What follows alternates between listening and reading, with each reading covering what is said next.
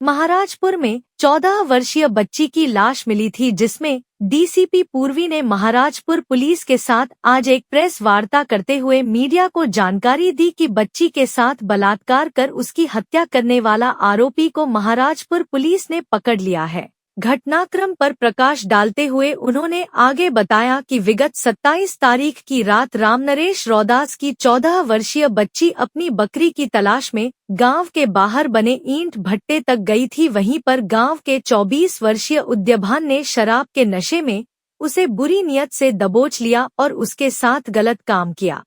फिर अपने आप को बचाने के लिए उसने बच्ची की गला दबाकर हत्या कर दी। घटना के बाद उद्यभान गांव वापस आ गया, जहां पर बच्ची के माता पिता गांव वालों के साथ उसे ढूंढने निकले हुए थे।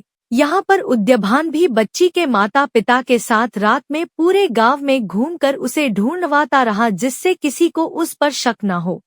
लेकिन मौका मुआयना और सर्विलांस टीम की कोशिशें के फलस्वरूप अभियुक्त को गिरफ्तार कर लिया गया और कड़ाई से पूछताछ करने पर उसने अपना जुर्म भी कबूल कर लिया है। देखिए, 27 तारीख को महाराजपुर में एक एफआईआर लिखी गई थी, जिसमें एक लड़की थी 14 साल की जो गुमशुदा थी। उसके पिता के द्वारा लिखा गया था, जिसमें प्रकरण ये था कि लड़की जब खेत से बकरी चरा के घर पे आई तो उसकी एक बकरी मिसिंग थी। जिस आधार पे जब उसके माता पिता उसको ढूंढने गए तो लड़की भी पीछे पीछे गई, लेकिन वो रात तक लौट के नहीं आई।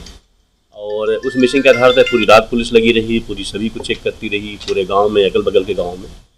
फाइनली 2 दिन बाद लड़की की बॉडी मिली अरहर के खेत से, जिसके आधार पे हमारी टीमें लगी, 3 टीमें लगी, सर्विलांस की टीम लगी, बाकी टीम लगी, हमारे एसीपी लगे, एडीसीपी लगे, हम लोग लगे, हमारे इंस्पेक्टर महाराजपुर लगे। और जिन लड़कों पे फादर का डाउट था उनको हम लोगों ने उठाया और फाइनली इंट्रोगेट में एक एक्यूज जो था, उसने जिस घटना कारित किया था उसका जानकारी मिली। एक्यूज के द्वारा जो सावधानी बरती गई थी, जो उसका मोबाइल था, उसके जब निकाले गए तो उसके मोबाइल में जो कॉलिंग थी उस समय की वो डिलीट कर दिया था। और जबकि जब सीडीआर निकाला गया तो उसमें वो कॉलिंग आई थी। उसने अपने भाई से बात किया था, बाकी लोगों से बात किया था, और उसका जो टेस्ट कराया गया उसमें टेस्ट में भी काफ़ी चीज़ें पॉजिटिव आई थी।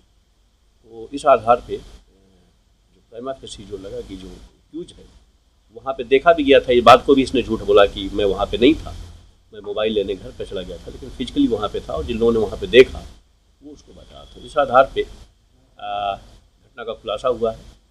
प्राइमा फेसी जो मोटिव था वही मोटिव था कि चूँकि लड़की अकेली थी, जा रही थी और उनकी बदनीति हुई और उसी में विरोध में उसकी हत्या हुई।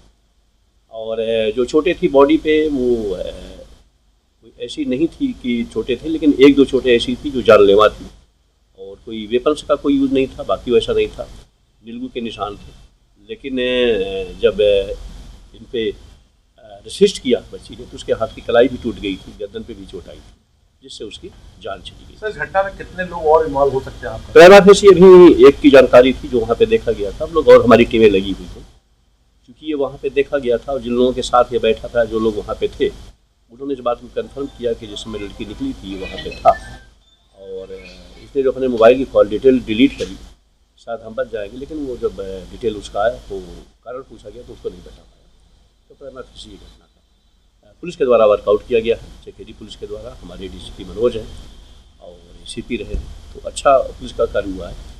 और एक केस को हम लोगों ने, जिसका बहुत सनसनीखेज था, उनके फादर को जो रात दिन लगे हुए थे, उसको पुलिस ने वर्कआउट किया।